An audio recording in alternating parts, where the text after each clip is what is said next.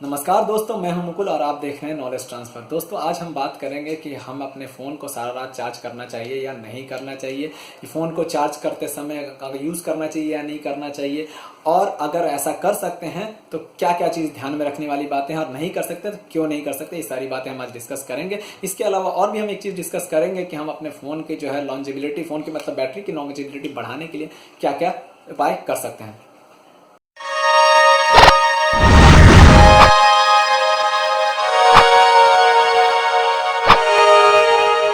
हाँ जी दोस्तों, तो शुरू करेंगे। शुरू करने से पहले मैं आपसे रिक्वेस्ट करूंगा कि जल्दी से वीडियो के नीचे दिए गए लाल रंग के सब्सक्राइब बटन को दबाकर हमारे चैनल को सब्सक्राइब कर लीजिए, ताकि इस तरह की और भी जो जानकारी मैं डेली की लेकर आता हूं वो आप तक पहुंच पाए। तो दोस्तों, सबसे बड़ा बात सवाल ये है कि क्या हम अपने स्मार्टफोन को सारा रात चार्ज कर सकते हैं कि नहीं। क्योंकि हमारी नॉर्मल आदत ये होती है कि हम सारा दिन फ़ोन को यूज़ करते हैं और रात में उसको चार्ज में लगा देते हैं और सुबह वो वापस फुल चार्ज हो जाता है, उसको वापस हम यूज़ करने लगते हैं। ये हैबिट सही है या नहीं। देखिए दोस्तों, फ़ोन को रात भर चार्ज करने में आपको कोई प्रॉब्लम नहीं है, ये मैं आपको बता देता हूँ। क्योंकि अभी जो भी स्मार्टफोन्स आ रहे हैं वो जो है ओवरचार्ज प्रोटेक्शन के साथ आते हैं। यानी कि आपका फ़ोन जब भी 100% चार्ज हो जाता है तो वो फ़ोन में जो है वो एक एडिशनल चार्ज आपकी बैटरी को नहीं देता है, और आपका जो कनेक्शन है वो डायरेक्ट जो है पावर्स को फ़ोन के साथ जोड़ देता है और बैटरी जो है वो डिस्कनेक्ट हो जाती है। जिससे आपको ये होता है कि आपका फ़ोन का बैटरी जो है उस पर ओवरचार्ज का प्रॉब्लम नहीं आता है।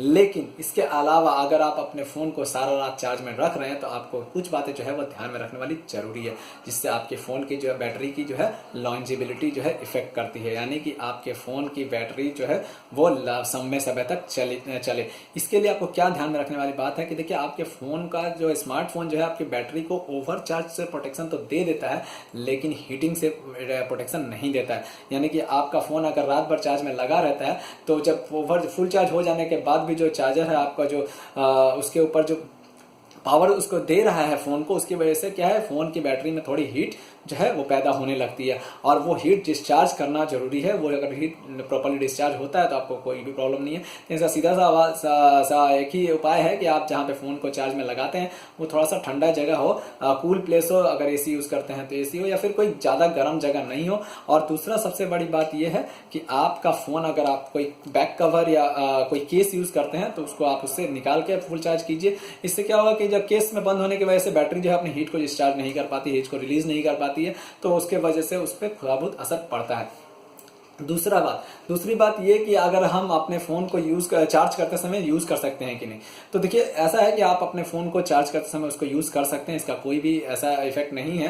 ताकि बहुत नई खबरें आती हैं कि फ़ोन फट गया, फ़ोन ये हो गया, तो काफ़ी सारी न्यूज़ आती हैं, लेकिन ऐसा कुछ नहीं है। देखिए, अगर फ़ोन फट जाता है या ख़राब हो जाता है या जल जाता है तो ये तो आपको ऐसा कुछ, ये तो एक एक्सीडेंशियल चीज़ है, ये कभी भी हो सकता है किसी के साथ। लेकिन जो फ़ोन सर्टिफाइड हैं कि और मार्केट में चल रहे हैं तो उनको आप यूज़ कर सकते हैं। ऐसा कुछ नहीं है कि आप फ़ोन को जब चार्ज करते हुए बात कर रहे हैं इसलिए वो फ़ोन फट गया या इसलिए वो जल गया, ऐसा कुछ नहीं है। अगर आपकी फ़ोन की बैटरी ख़राब है और उसमें ऐसा कुछ सिम्टम है कि वो जल सकता है, ब्लास्ट हो सकता है, तो उसका वो कभी भी हो सकता है। उसमें ऐसा कुछ नहीं है कि आप फ़ोन को चार्ज में लगा के बात कर रहे हैं या यूज़ कर रहे हैं इसीलिए फट गया, ऐसा नहीं है।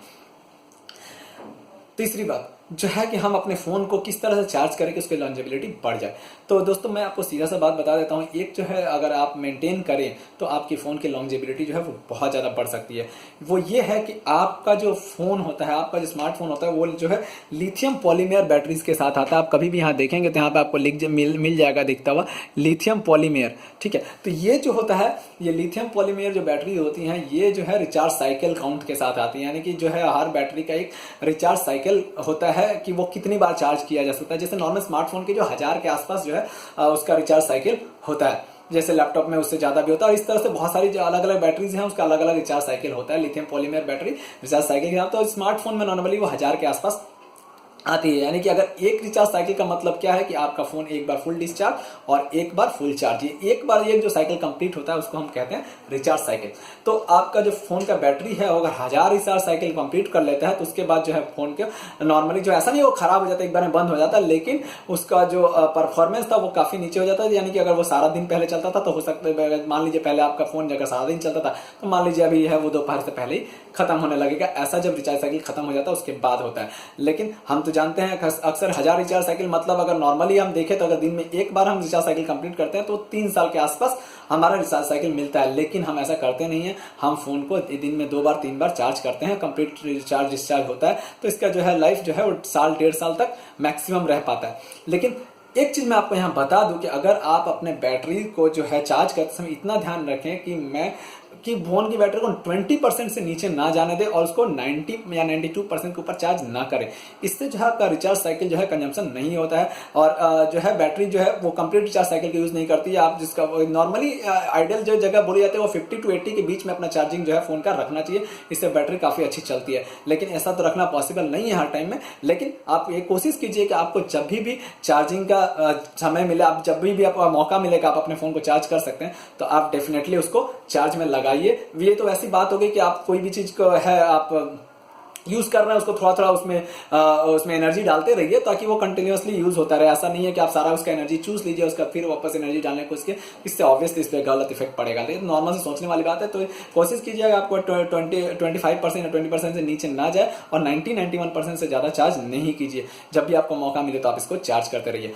और तीसरी सबसे इंपॉर्टेंट बात जो है आपको ध्यान रखने वाली कि आप कभी भी जो है सर्टिफाइड चार्जर मतलब ओरिजिनल चार्जर से ही चार्ज कीजिए। अगर आप थर्ड पार्टी ओरिजिनल चार्जर भी अगर खरीद रहे हैं तो आप वही देख ले कि अच्छा ब्रांड का हो और जो है सबसे इंपॉर्टेंट बात में जो है कि इसका जो वोल्टेज है वो आप जो है मैच करा लीजिए जो आपका वो स्मार्टफोन कितना वोल्टेज सपोर्ट करता है। इसके बाद ऐसा कुछ नहीं है कि आपको अगर सैमसंग का है तो सैमसंग का ही चार्जर खरीदना है या अगर जो है मोटरोला का फोन है तो मोटरोला का चार्जर खरीदना है, ऐसा कोई बात नहीं है। आप थर्ड पार्टी चार्जर भी खरीद सकते हैं, लेकिन इतना आपको ध्यान में रखना है कि उसका जो वोल्टेज है वो आपके फोन से मैच हो, तो बस इसके बाद आपको कोई भी प्रॉब्लम नहीं होगी। और एकदम से मतलब जो है चार्जर जो कि एकदम नॉन ब्रांडेड या लोकल है उसको थोड़ा नहीं यूज करना है। रिकमेंडेशन सिर्फ इसलिए लोग करते हैं ताकि वो जो है उतने सेफ्टी के साथ नहीं बना होता है, उसमें फायर लगने की या फिर जल जाने की काफी सारी कंप्लेन आती है क्योंकि उतना वो सेफ्टी मेजर रख के नहीं बनाया जाता। उसको क्वालिटी जो है वो भीतर के जो वायर्स का वो उतना अच्छा नहीं होता, उसमें जलने के और इसके चांसेस ज्यादा रहते हैं, इसलिए लोग रिकमेंड करते हैं कि आप नॉन ब्रांडेड या लोकल चार्जर नहीं खरीदिए,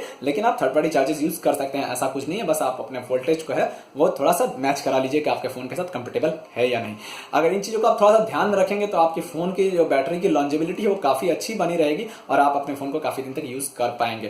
तो चलिए आज के लिए बस इतना ही। आशा करता हूं कि आपको ये वीडियो पसंद आया होगा और अगर आपको वीडियो पसंद आया तो आप जल्दी से हमारे चैनल को सब्सक्राइब कर लीजिए और वीडियो को लाइक कीजिए। अगर अच्छा नहीं लगा तो प्लीज डिसलाइक कीजिए और अभी भी आपके मन में कोई अगर सवाल है तो आप प्लीज हमारे नीचे के दिए गए कमेंट बॉक्स में टाइप कीजिए, मैं उसका आंसर आपको जरूर दूंगा। आपको कोई खराब लगा हो ये वीडियो, कोई चीज मैंने गलत कह दी हो तो आप उसको भी जो है कमेंट में लिखिए और ताकि मैं उसका एक्सप्लेनेशन आपको दे पाऊं।